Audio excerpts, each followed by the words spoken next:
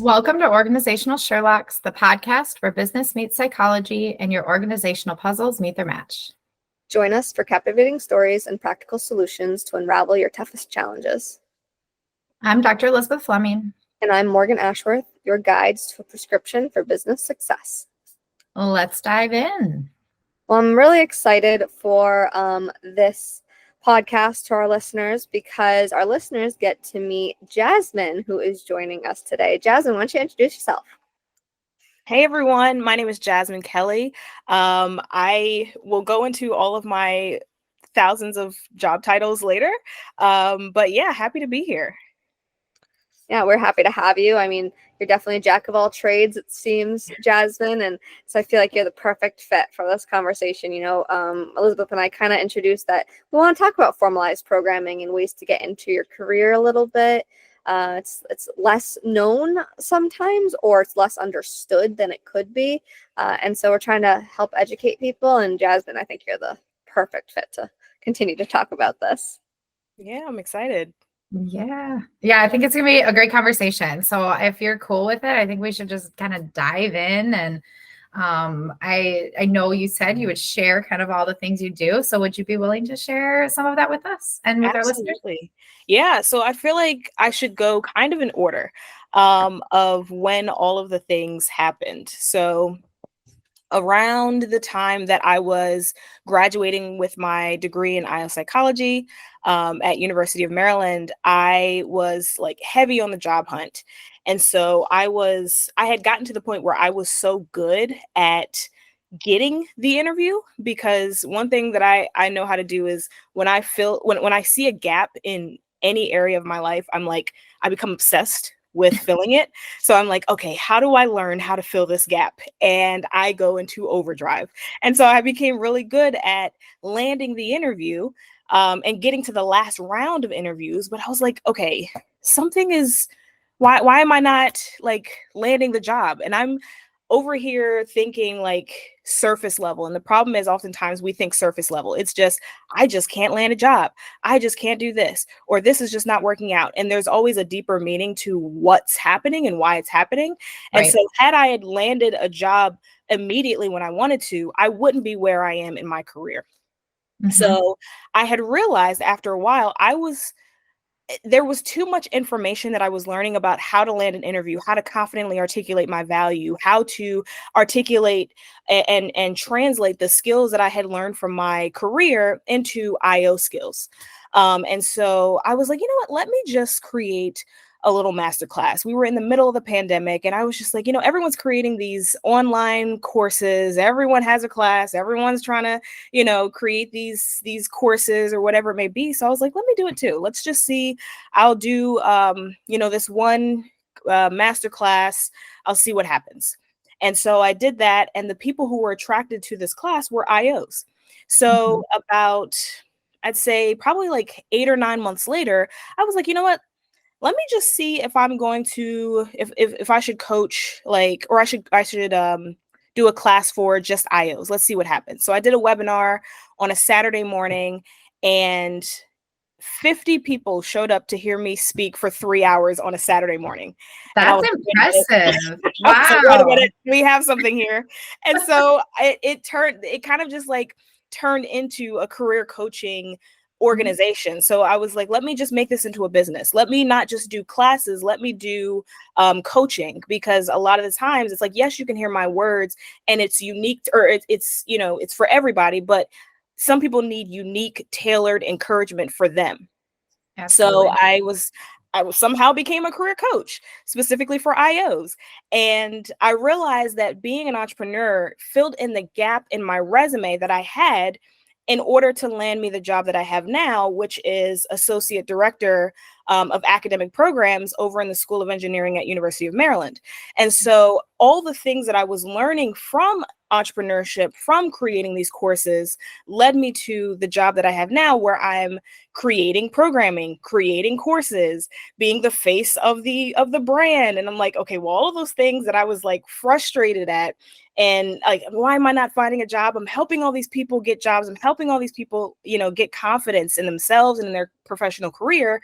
but where is it my turn? There's a lot of things happening through me, but not to me. And so I realized that that is the thing that I needed. And it wouldn't have happened had I gotten that job, had I gotten any job back in 2020. So that's kind of how all of that transpired. And then I also, so part-time I teach, I'm an adjunct professor at Bellevue University. So that kind of came out of me career coaching and all of that stuff, just the connections that I made. I feel like I'm missing another role. I'm also a baker. I have a cake business. Really? Yeah. Oh my goodness. I wish we lived closer to one Yeah, another. I'm a lot like Elizabeth here. Elizabeth has all these like community things she does. I mean, last week we were talking about some of the things she was working on and getting ready for like a community raffle or a silent auction, I think it was. And it's like all these extra things that you don't think you're going to get involved in, but it's part of life. And when you have that entrepreneurial spirit, you just grow it into a business naturally. Yeah. I'm like, if you have the talent, you might as well monetize it. You might as well do something with it. So yeah, it's been a lot of fun just kind of doing all these different things, getting my hands dirty in all of these different areas and seeing how it's not just for me to be happy and just for me to like the reason why I'm in these different spaces is to help somebody else. Like there's moments where I've got to walk through the fire so somebody else doesn't have to smell the smoke. And I'm okay with that. After the fact, after I've gone through it. I think you kind of talk about something that a lot of Iowa faces. Like I feel like people are being successful through me. Like where's the success for me too? And so that's why it's important to have like a career coach that's going to, help you become successful on top of everything, because people that are naturally mentors sometimes need to be the mentee. We've talked about this. And then I really like how you're talking about, there are different ways to get into your career than you would expect. And sometimes your career takes you in a different path than you'd expect. So you're doing formalized programming. Literally, you're the one making the programs. Yeah. And so would love to hear more about that and, what it's like doing that or making those programs, making those classes that you've done. What's the work that it takes to do that? Yeah, that's a great question. I learn what's the work that it takes to do that every single day. Like it's something new every day. So in my role at University of Maryland, I'm creating an entrepreneurship program that centers on how do we solve grand challenges? So these big, huge problems that our society faces, how do we solve those issues? And then how do we teach students how to solve those problems? And so the courses that I've created help kind of walk students through the fundamentals and the foundations of becoming an entrepreneur. The main thing in entrepreneurship is your mindset. We're not looking for students who have these specific specialized skills that, knows how to do da da da da da da. It's more so, are you passionate about solving these things? Are you energetic about, whatever you get your hands in? And do you have the talent? Are you talented in whatever way possible? Because we're not specifically looking for these specific skills. It's a multidisciplinary program. Any major, any school, any at the university can participate. But it's like, are you also committed to saying, I'm going to work on this problem for however long it takes? And we kind of give guardrails for the amount of time, but a lot of students will say, that's too hard for me. I'm going to drop out before rubber hits the road. Oh, this is too much. And so it's like in entrepreneurship, if you're identifying opportunities to create solutions, you can't give up at the first no. You can't give up at the first closed door. And that's one thing that, again, when I see a gap, I become obsessed with it. Even though I've seen 12 no's, even though I've had 57 doors closed in my face, I've got to still find where else can I kick down a door? Where else can I find a window? Where else? And that's what we're teaching students is really that mindset that a founder has. Not necessarily you have to have this specific skill. It's like, no, the skill set that you have to have is resilience. How do you navigate ambiguity? How do you navigate these tough challenges that you may face as an entrepreneur? And we've kind of got a safety net for these students. And that's where the academic track comes in, is where students are able to submit a more polished product when they have these competition milestones. So that's really the formalized process that we do. But I feel like every single day I'm learning and applying IO practices to the work that I do. How do I affect student behavior?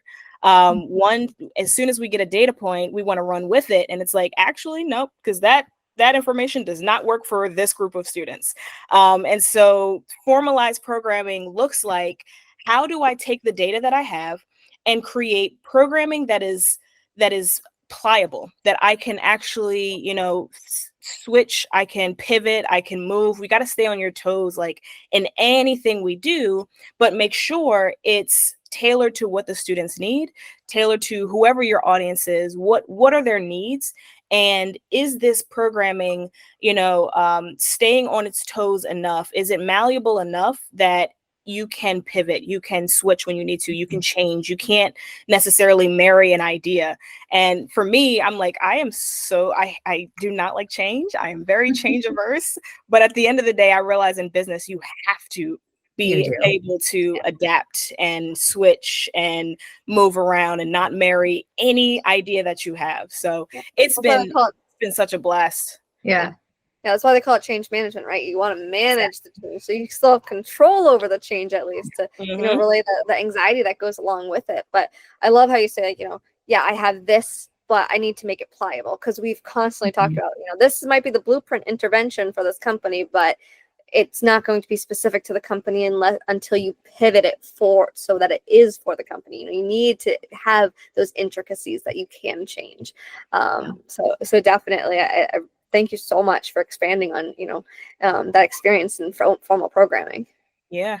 I think too, I'm just thinking about our conversation so far, and like, there's just a theme that I'm sensing. I'm curious if anyone else is like picking it up. It's just like this, like, there's not a one size fits all solution, not in business, not in entrepreneurship, not in careers, not in, like, there's not a one size fits all solution, which I think is what you're saying, Jasmine.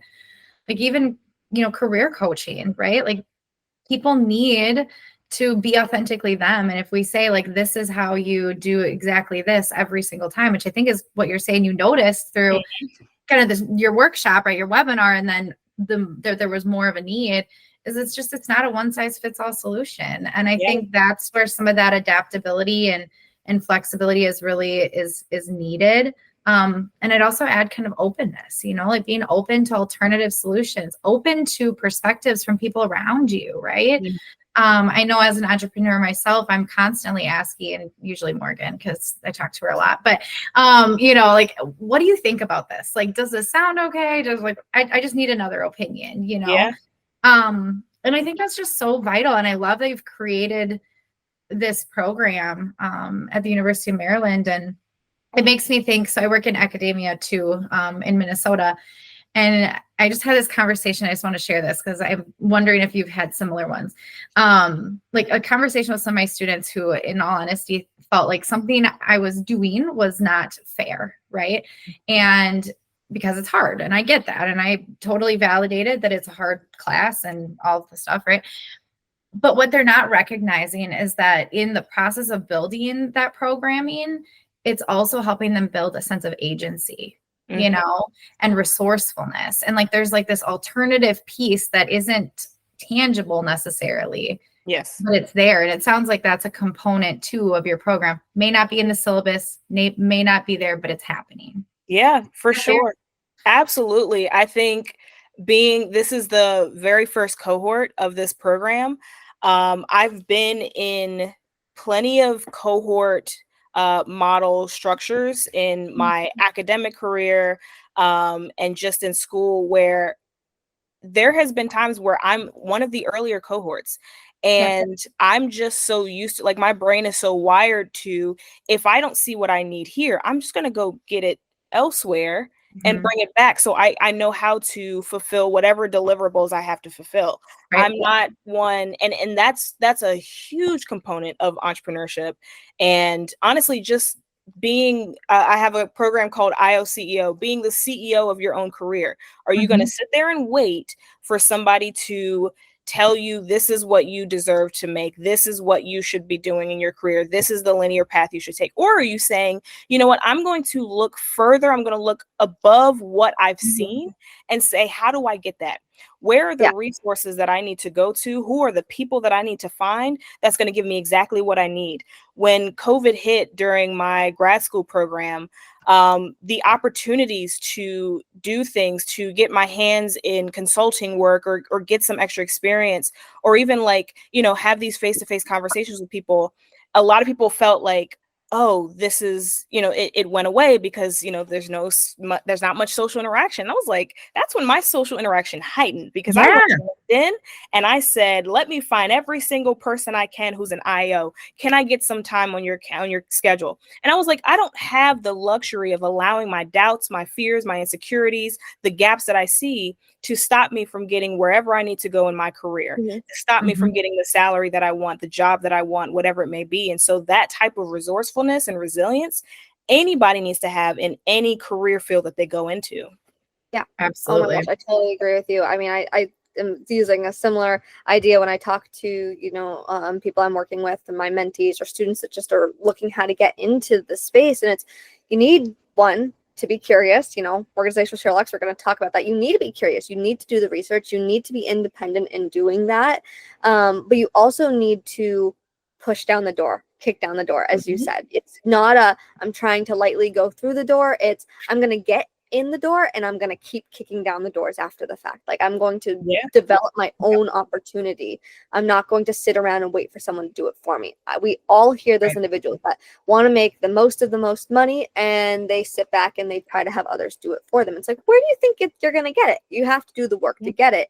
And you know, there is one thing that I'm kind of hearing too, is I really hear a lot of like the great man theory of leadership coming through, and how it's not just about skill sets, but it's also about that resilience. It's about passion. It's about, you know, having this personality that pushes you in that direction. And yes, it might be something that could be developed, but you do need to have the heart and the will to get yourself where you want to be. Now, related to that, I do have a question. Within your entrepreneurship program, it sounds like, you know, some students get into it and they're like, oh, this is not a fit for me. They don't necessarily feel they can do it. They can follow through. Do you have any situations where you have had to teach someone through the formalized program how to develop those skill sets, how to become more resilient? Or is that more so in your mentoring that you do in your side of what you do on your entrepreneurship side yourself? Yeah, a little bit of both. Having to teach the skills, but at the end of the day, it's like, I don't want to try to beg or convince people who feel like this is not their fit that this is their fit. I think everyone should learn these skills, but you're not necessarily going to be receptive to learning if you've already had it, if you've already made up in your mind, this is not for me. I don't want to do this. I can't. And it's like, that's okay. We don't have to agree. Like, the program that we've created, the structure of it is very different from your typical program. We are not the type of program that says, hey, come with your business idea, and we'll help you walk through that process. We're saying, don't come to us with your business idea. We've got the problem statement that's already defined, and everyone works on that one problem statement. So how I kind of describe it is hackathon meets Shark Tank, where it's like everyone's working on that same problem. And it's understandable that this may not be for you. And so people will, if they want to learn those skills, they will find other programs that are for them. And then same with career coaching for your career kickstart. It's like, there with this, it's people come to us, or people come to, you know, me and my coaches. And oftentimes, I actually just made a post on LinkedIn, I think it was yesterday, and I said, oftentimes when people come to me, I'm their last resort.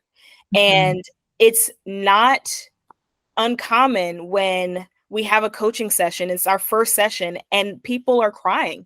You know, the person is crying because they're like, I've never heard that. I've never heard someone tell me that I'm worth more than X, Y, and Z, or worth more than what I've been told. And so that in itself is a skill set where you have to train your brain, unlearn the things that you've been learning about, I guess since this is a new field for me, I should just get an entry-level position. You've got 20 years of work experience. In what world do you think you deserve an entry level? Like, go for the thing. Stop telling yourself these things. And so I feel like those are some skills that I have to teach in my coaching, is like, you need to unwire your brain to stop telling itself that I don't deserve this, or I'm not worth this, or I can't go here. There's an exercise that I do. I said, I want you to list out, what is the ideal career that you want to have in 10 years? What does that look like? What's the salary? What's the title, or rough title? What are the job descriptions? What do you want to do? So I have them do that. And I say, okay, what skills do you not have from that job right now? And they usually realize there's not a single skill that they do not have. And I said, so what's stopping you from applying to that type of role now, today? And then they were, well, no, no. You just told me there were no gaps. Yeah. Right.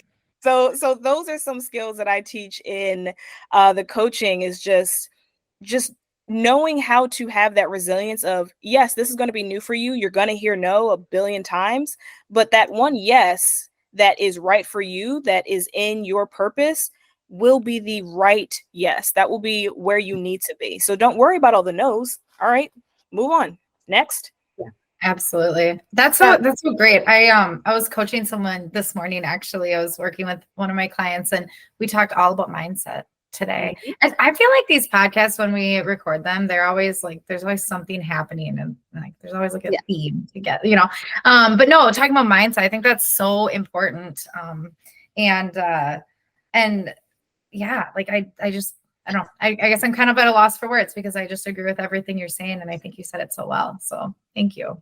Yeah, I'm definitely like, I'm hearing like the coaching mindset. It actually reminded me of a conversation. Some of my mentorships are more so coaching. Some of my mentorships are more so like getting kind of experience, understanding the process of doing something that's related to what they want to do, because they don't have the experience, meaning like they're true, like just out of school, haven't worked. But then I have other people I've talked to, and I've talked to them like, you've been in your career for how many years?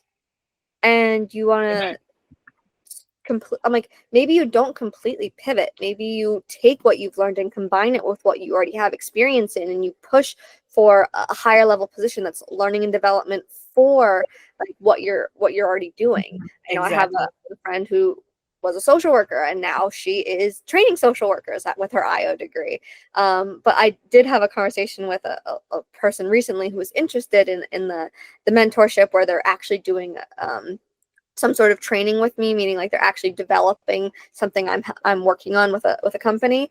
And I told her, I'm like, I'm going to be blatant. You don't need this. You don't need the practice. You already have it under your belt. I'm like, you've been doing L&D training for 10 years independently, and now you've got the degree finally. Yeah. That's fine. I'm like, go to an organization and go take this and become an L&D personnel. But you are not entry level. You are a manager for that at this point in time. Then there's obviously the people that are true entry level. They've no experience. That's a little bit harder to pull from. But there's still a will and a way. I say get your foot in the door and then kick down the doors in that case. Like that's exactly what I did. I got my foot in the door somewhere, and then I did not say anything wasn't my job. I did everything and anything I could, and now I control the entire, I have a touch on the entire organization, and that's how I got into the chief people officer role. A lot of people look at me and they're like, oh, you're young. And I'm like, yeah, but I know what I know, and I did the work. Yeah. Right? You need to do the work, and I'll always say you can't expect others to do it for you. Yeah, absolutely. I meet a lot of people that in the IO space, but outside of the IO space as well. And often I hear, and I promise there's a question after this, Jasmine, just so you're just forewarning. Like I hear from them, like, oh, I'm applying for these entry level roles, right? And they're like, but I don't have any experience, and it requires experience. How do you have any recommendations for people who are trying to get a job? The company is saying you need to have this experience, and they're like, how can I get a job without experience if I've never had gotten a job with experience? That's kind of like a tongue tie, but like, I think I struggle with knowing how to talk with them about that. I'm curious if you have thoughts. Absolutely. A lot of people who claim that they don't have experience do not realize they have experience, unless the only thing you've done your entire life is go to class, go home, go to class, go home, and you didn't do anything else, then you don't have an experience. Okay, fair. But everyone has done something. You've participated in something. And oftentimes we don't know how to talk about that something. We had opportunities in our grad school program where we were consulting pro bono for different organizations. And it was small projects, but I was like, you know what? How do I talk about this where it's not just like, oh, it was just a class project, or this was just this one. It was like, no, this was something. So what I did on my resume was just put some type of label that allowed for me to be a consultant, because consulting is such an umbrella term. My gosh, you can do a lot of things under that umbrella. And then you start fitting in, okay, what are the things that I've done in that area, in that arena? So if it's a learning and development job, where are all the places, every single last one of, scrape your memory, scrape your resume. Where are all the places that you've trained somebody, that you've created some type of curriculum? Even if you created a cheat sheet at work for a receptionist, you developed a training guide for the customer service representatives at this blah, blah, blah organization. Like, you've got to know how to confidently articulate your values. Stop thinking that because I didn't have a job in this exact title, then I don't have anything. Sometimes we've got to realize, okay, we've got to play this up. Not lying. We're not lying on our resume, because if you have to lie to get somewhere, then that place is not for you anyway. So you've got to make sure that you're confidently articulating the value that you already have and saying, okay, so I've done this thing over here. Learning and development is always the easiest for me to talk about. But it's like, if I've created something that facilitated somebody's learning, look at different job descriptions and see what common themes that you're seeing. Where have you seen this before in your life? Where have you helped to train somebody or helped to facilitate their learning in any way, shape, or form, where you've taught something, whatever it may be? So always look at, if I didn't just go to class and go to my dorm, or go to class and go home, I didn't talk to nobody, I didn't do anything in my community, I didn't do it, you did something. You have the ability to level up in your career, but if you don't believe it, then you won't do it. If you don't believe you're worth these types of roles, then you won't apply for them. So it's always interesting when I hear someone saying, oh yeah, I want to make six figures and I want to do this. And have you applied to any six-figure roles? Well, no, I don't feel like I qualify. Well, then you won't make it. Just reality, right? Like, you will not make it if you do not apply. Exactly. It's like that loop, it's like what you put in the world is what you get out of the world. Well, if you're not going to do the initiative, you're not going to, apply to the job, how are you ever going to get the job? And one thing I do tell individuals is sometimes you have reach roles. That's okay. Because you can be surprised. I've had individuals that apply to a reach role, just like you think of a reach school, and they get interviews and like, how am I in the interview process? And then they start to freak out because they're all excited. I'm like, because you have the skill sets. It's like, you look at the job description. If the job description says certain things, you can also, manage your resume in a way that talks about the skills and emphasizes the skill that you do in fact have these skills and how you have the skills. I know I have like a related experience section, and then you can have like a consulting role here for like a project they did, or like an organizational initiative section, and then you have like the different projects you did in all these different organizations. That's a way to include it. Versus, maybe you did, if you're in marketing, for example, you want to do marketing. I know there's a lot of individuals having a difficult time entering into the marketing sphere too.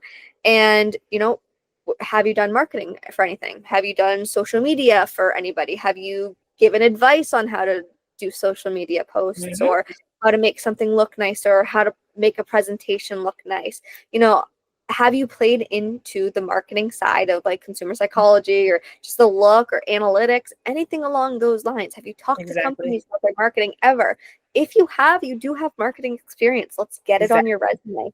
but do the work. I unfortunately do know an individual who, they do have marketing experience, but not a ton, but they have enough, and they just aren't doing the work to try to get the role. They're not. Because it's just, I apply to a job here and there, I don't get them, so I'm just not, you can't lose the will. You really, that was something you speak about, that where we can't ignore the fact that this is exhausting.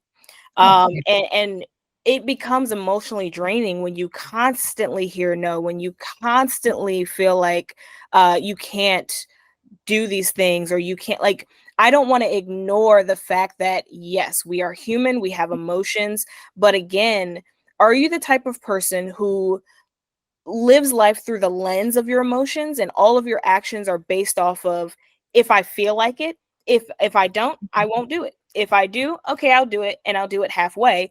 Or is it, again, I don't have the luxury to sit here and not allow and allow for my doubts, my fears, my insecurities, my sadness, my depression, my anxiety, all of these things. Yeah, you still need to eat. You still want to live a life. So start working for the person you will be in 2 years, when as you are gaining your joy back, as you're getting your happiness, as you're finding what makes you tick. And so it's like, we've got to decide in our mind every single day, am I going to take care of me 2 years from now? Or am I going to satisfy the me now? And it's like, well, I don't feel like it, so I'm not. Long-term reward. Sad about it, I'm not going to do it. You've got to kind of push past that, while at the same time making sure you are taking care of yourself. This is a stressful and emotionally draining experience, to constantly and consistently be on the job hunt and keep hearing no and keep being rejected. Like that is harsh, and that chips away at you, and you've got to have that bounce back spirit. It goes back to mindset all over again, doesn't it? I mean, it's so important. Like the things that we tell ourselves, or like automatic thoughts that pop into our heads, like we have to be willing to challenge them. And I think give a little strategy that I use for myself, but also that I kind of talk to people about, is like, what facts tell you that's true? You got the no, right? What facts do you have that is about who you are as a person, right? And then you think about, like, also, how much energy do I really want to give that? Like I said to my sister, always jokes with me, and she's like, you don't get upset very often about things, like you just let things go. And I'm like, it's not worth my energy. And I think that if you can kind of, like you said, kind of build that resilience, and then look for what are the facts, like what are the facts telling me? I think those can be two really good tools to have in a toolbox to just kind of navigate kind of those really rough waters at times. I would say, and here's the thing, sometimes the quote unquote facts will tell you that, oh yeah, it is about you. Sometimes what you see around you is just, oh, you haven't gotten any job yet, you haven't done this yet, so you can't do it. And so you've got to get yourself around some people who are doing better than you, who have more joy than you, who have more peace than you, people who have more money, more status, whatever it may be. Get yourself around some access to people who live a life better than yours, and that stuff will spill off on you, because sometimes the facts in your own little environment will tell you, yeah, you're not good enough for this. You're not. Why would you continue to apply for these jobs? Why would you continue? You don't even. And it's like, no, and the facts will prove it, but you've got to say, let me get around some people who've got some joy in their life, or some people who have gotten their job, or some people who love their job. There's too many people who think work is a bad word. There's too many people who think a job and work and all of this is just a horrible word. One of my catchphrases, or my motto for my organization, is our goal is to change the negative connotation of the word work. Get around some people who love to work, who love what they do, because that stuff will spill off on you so quickly, and you'll realize, you know what, I'm gonna keep going. Just in case this next role is for me, just in case the next one after that is for me, I'm going to keep going. I'm going to keep rolling. I'm going to steamroll through all of the rejection and the pain and all of that stuff that brings. And I'm going to keep going. And so that's one. And that was literally my story. It was like, I have to get around people who genuinely love what they do, because I didn't think that was a thing. I've got to get around some people who are actually winning. because that means my win is in the neighborhood. It's somewhere around here. It's coming. Yeah. Well, and if you can see it, it's like that idea of like, if you can see it, you can be it, right? Mm-hmm. I mean, I share that with you too, Jasmine, and I'm not sure if I ever shared this on the podcast or not, but like I was laid off right at the beginning of the pandemic and I was unemployed for almost 10 months. And when I think about what you said about the kind of the meaning of work, you know, at that time, obviously I went through all of the emotions. I got a ton of no's. Nobody was really hiring. It was just like a whole mess of things. Right. Yeah. Went through the whole, like, oh, why me? Like, I know I have skills, but then I started doubting it, you know, and just, I think it's a normal thing. So I also want to normalize that for people, that career hunting kind of sucks and that's normal. And your feelings are normal. So just validating that for everyone. And when I think about that time and what I chose to do in place of that, it was a different kind of work. Like that was really the time where like volunteering really like helped me get through that. Right. I consider that work because I'm doing work. I'm not getting paid for it, but that's okay.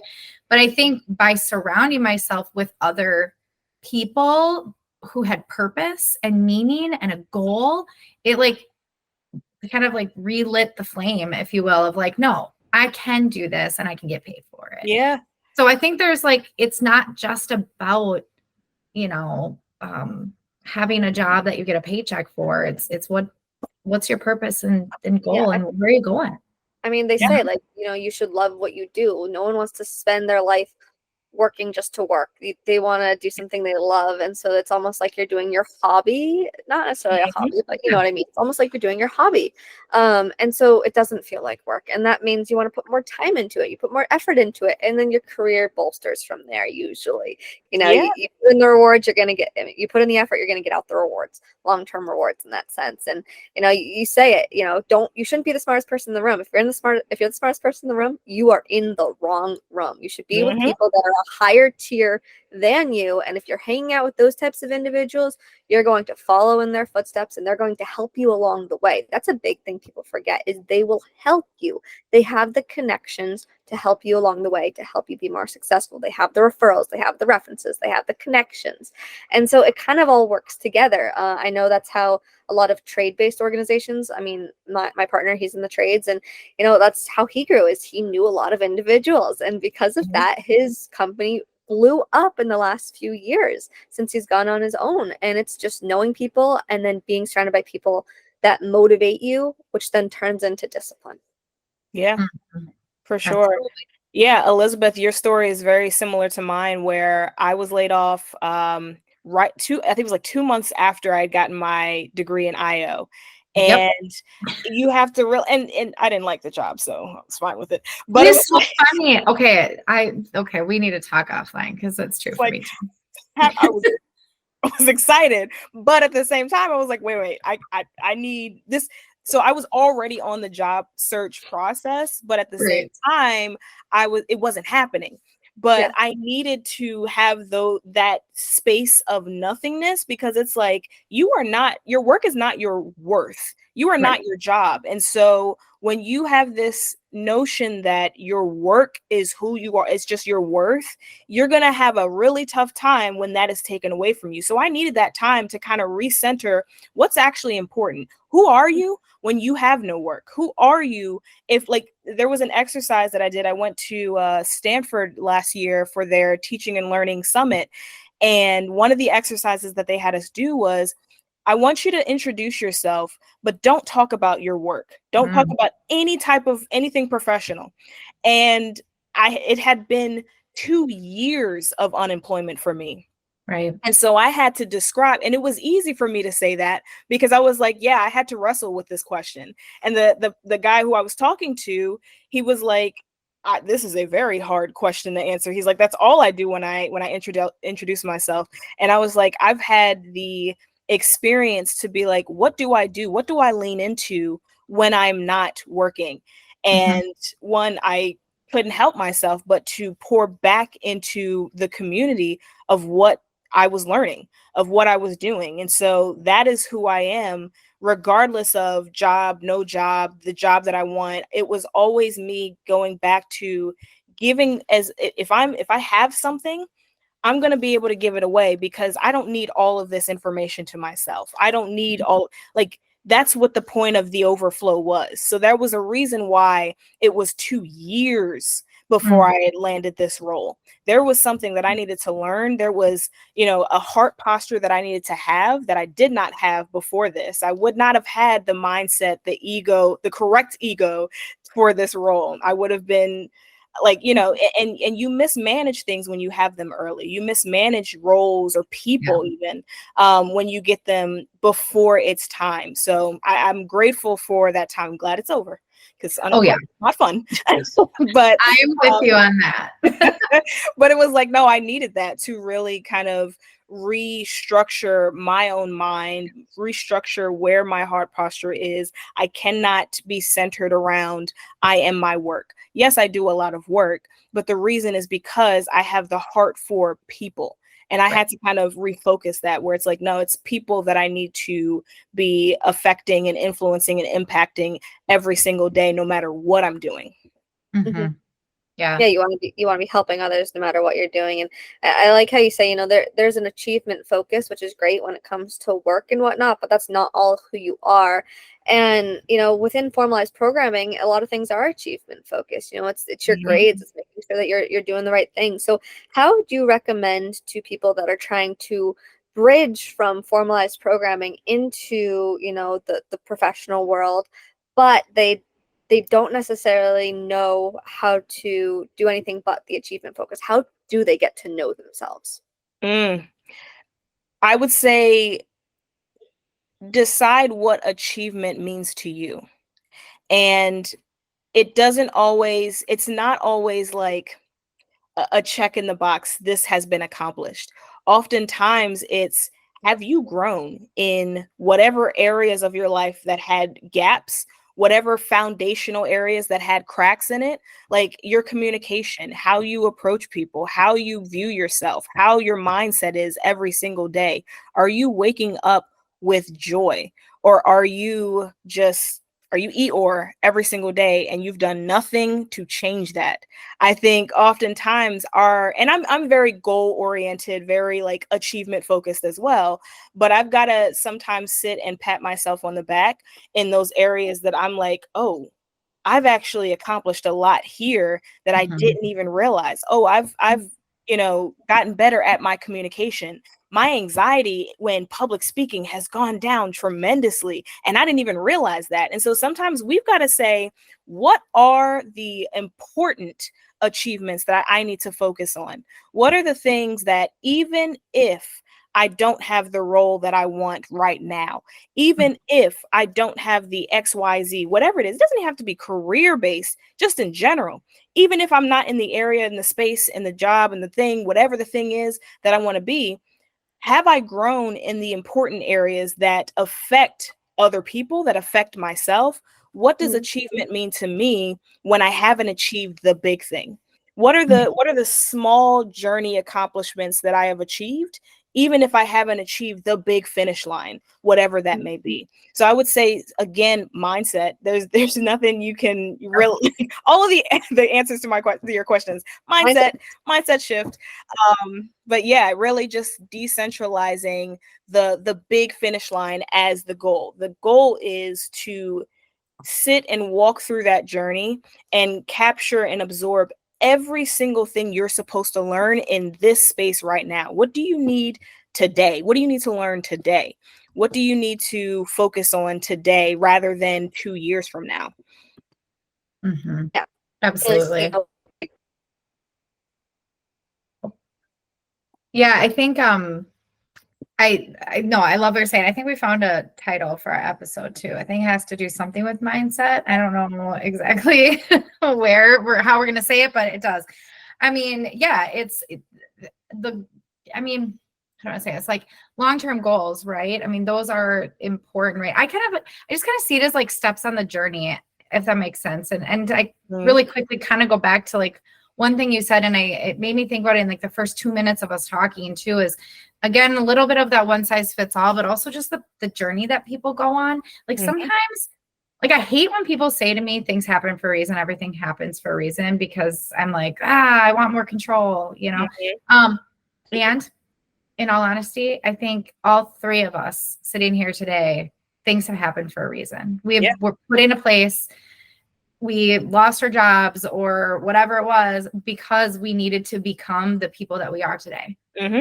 And had I known that, like, had I actually started my business, back in 2020, I wouldn't be the same person I am today. Yeah. So it was a long way to say that I think that it's like giving yourself grace that like things can move around and shift and change. And it goes back to what you were talking about with programming, like flexibility, adaptability, managing ambiguity, being resilient, like all of those things is both true in our professional world and in our personal life, Yeah, for sure. Anyway, that was a really long way to like come back at things. I just feel like I'm holding on to all of these thoughts that I don't know, maybe I should have said them earlier, but kind of just bringing it all together, I guess. Yeah, for sure. No, I totally agree. It's just one of those things where you've got to see that like everybody's path is different. And oftentimes we will see somebody where we're like, oh, we love that. I like that. I want to be there. But it's like, no, your path is your path. Right. Your journey is your journey. Don't plagiarize somebody else's journey and then get mad when it doesn't work out for you. It's like, 100%. No, use that as inspiration and say, okay, what do I need to learn here?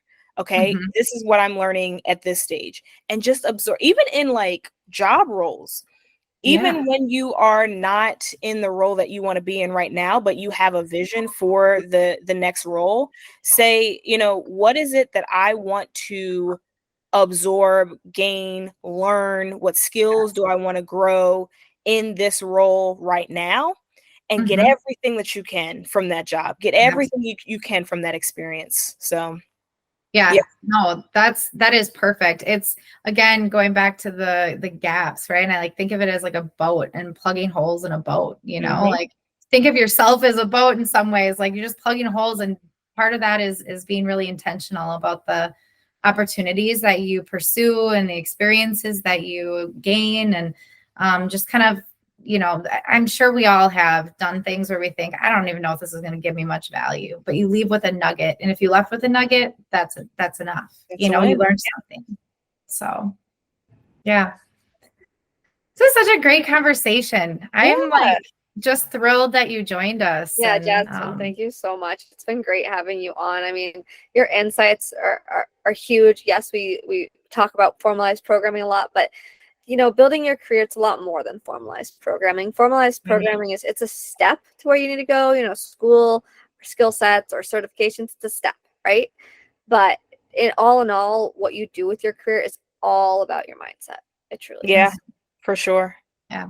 It's a very inspirational conversation. I'm guessing our listeners will feel the same way. So thank you for sharing, and thank you for sharing about your own journey too. I know it's a lot of people listening that you don't know. So I would encourage people to, kind of be willing to be open and talk with other people, because you never know who shares the same, like not the same, but you never know who shares similar experiences, and what you can learn from that too.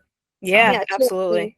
And to our listeners, we talked about, if you feel like you're the smartest person in the room, you're in the wrong room. You need to be with people that are, a step above you. Keep listening to us. Keep listening to us here at Organizational Sherlocks, and we'll be that motivating factor until it turns into a habit and discipline for you. But you really should be looking outwards for those types of individuals, whether that be a mentor or a coach or a professor or somebody you want to be like, and talk with them, work with them, become closer with them, develop that relationship, and they're going to help you along the way. I mean, most people are going to help you as you go. So, whether you're an IO or a marketing professional or a sales professional, engineer, whoever you are, go find that person who's an expert and hang out with them, basically. Simply put.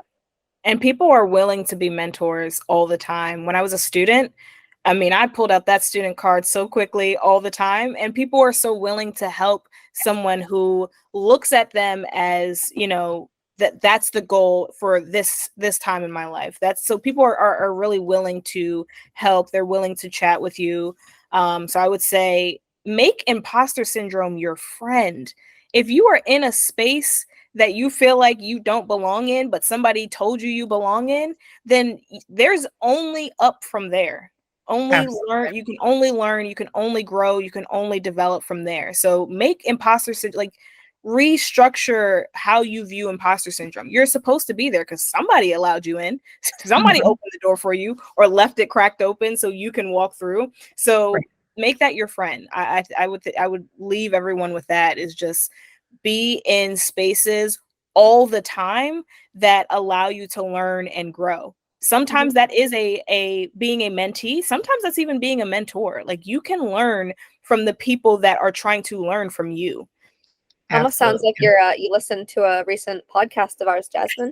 It's kind of what we were talking about was, as a mentor, you learn and you grow too. But, you say it's basically like fake it till you make it. But if you want to make it, you got to be curious. You got to do the research. You need to put the effort in behind. So thank you. Mhm. Thank you again so much, Jasmine. Our listeners probably gained so many insights from you. And this was such a great conversation. Yeah, thanks for having me. Thank you. Well, everyone, this concludes another intriguing episode of Organizational Sherlocks. I'm Elizabeth Fleming. And I'm Morgan Ashworth, reminding you that the journey to success is an ongoing investigation. Stay curious, stay strategic, and keep utilizing insights to decode your business mysteries. Join us every Tuesday for your next Whodunit. This is Organizational Sherlocks, closing today's case. See you all next time.